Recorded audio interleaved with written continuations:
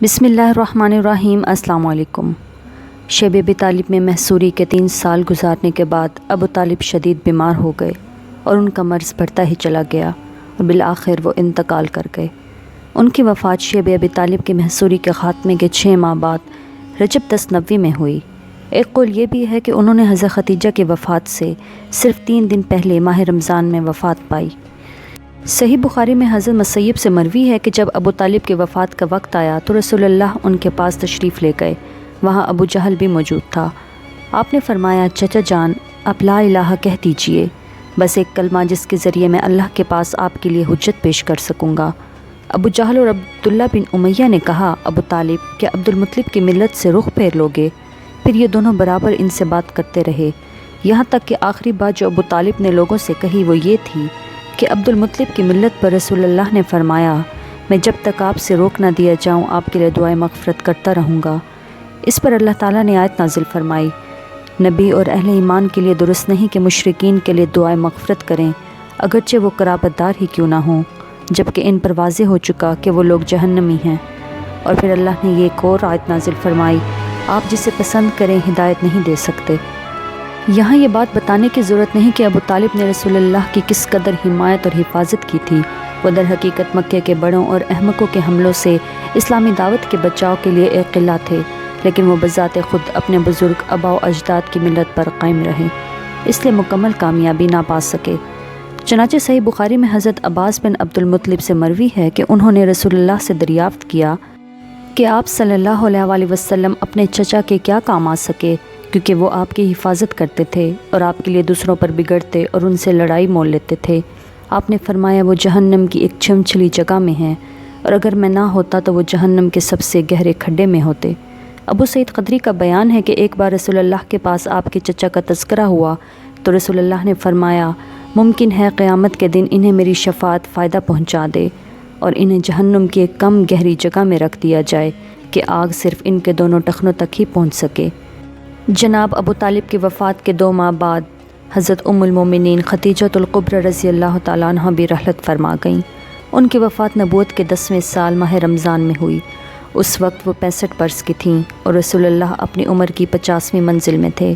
حضرت خدیجہ رسول اللہ کے لیے اللہ تعالیٰ کی ایک بہت بڑی نعمت تھیں۔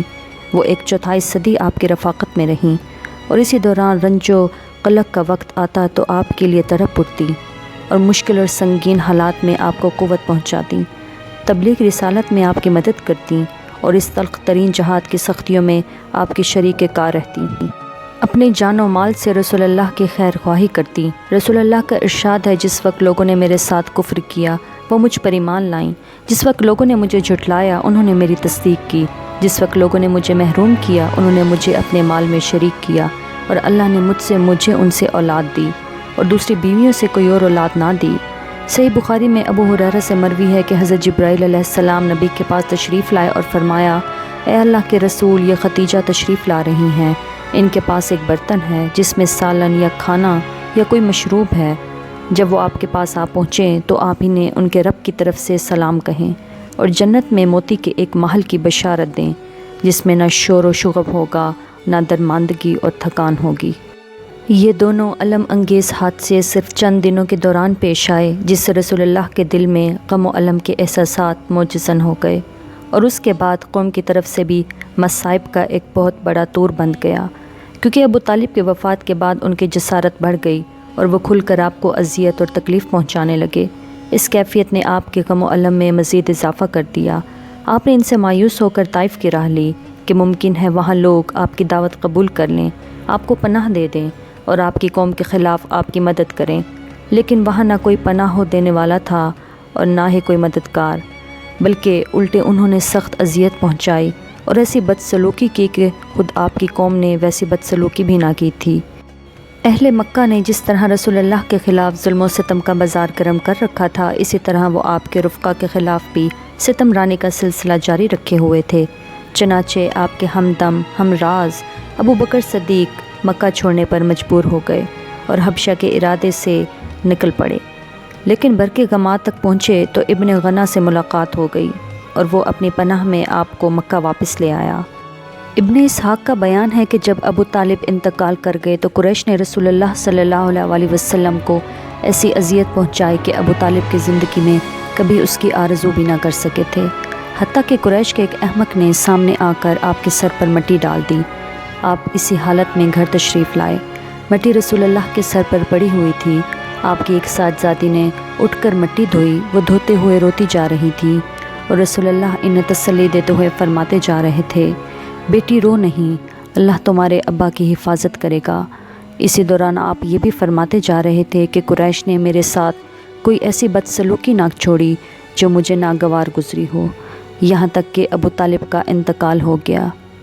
اسی طرح کے مصائب کی وجہ سے رسول اللہ نے اس سال کا نام عام الحزن یعنی غم کا سال رکھ دیا، اور یہ سال اسی نام سے تاریخ میں مشہور ہو گیا۔ اور پھر اسی سال شوال 10 نبوت میں رسول اللہ نے حضرت سودا بنت زمعہ رضی اللہ تعالیٰ عنہ سے شادی کی۔ یہ ابتدائی دور میں مسلمان ہو گئی تھیں اور دوسری ہجرت حبشہ کے موقع پر ہجرت بھی کی تھی۔